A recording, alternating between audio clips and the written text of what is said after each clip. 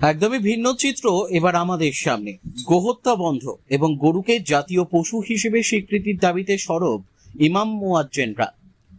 গরুকে জাতীয় পশু হিসেবে স্বীকৃতির দাবি করলেন তারা রীতিমতো স্লোগান দিয়ে বিক্ষোভ দেখালো ব্লক অফিসের ভেতরে। স্বরূপনগর ব্লক অফিসের ঘটনা।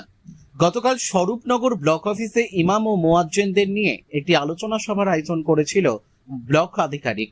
এই মুহূর্তে স্বরূপনগর ব্লক এসজিওয়াই হল থেকে বিদায় নেব। বিডিও সাহেবের ডাকে মিটিং এ আমরা এসেছিলাম।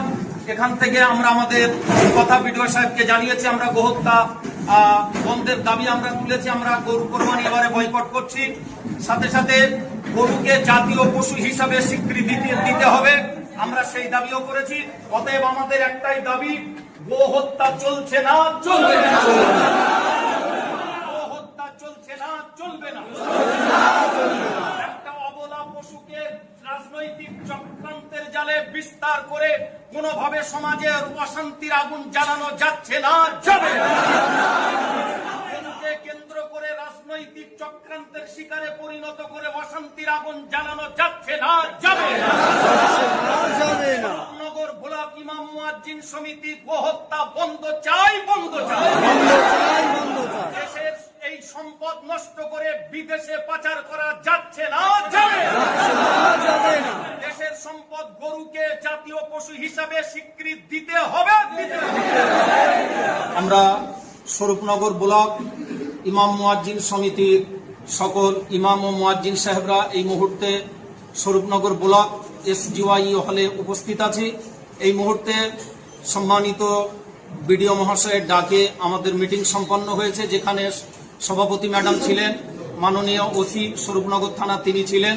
আমাদেরকে তারা সরকারি নির্দেশিকা দিয়েছেন, যেটা সর্বত্র আমরা শুনছি সেই একই নির্দেশিকা, অর্থাৎ আসন্ন কোরবানি বা ঈদুল আজহাকে কেন্দ্র করে গরু কোরবানির ব্যাপারে যে নিয়ম নির্দেশিকা 14 বছর বা বিভিন্ন পারমিশনের নিয়মাবলী রয়েছে সেগুলোর কথা আমাদেরকে বলেছেন, এবং সেক্ষেত্রে নিয়ম ভঙ্গ করলে যে শাস্তির বিধান সেটাও আমাদেরকে শুনিয়েছেন।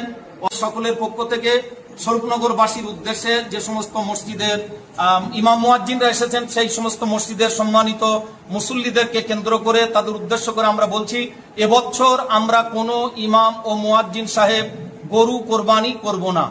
ছোট হোক আর বড় হোক, আমরা কোনো গরু কোরবানি করব না।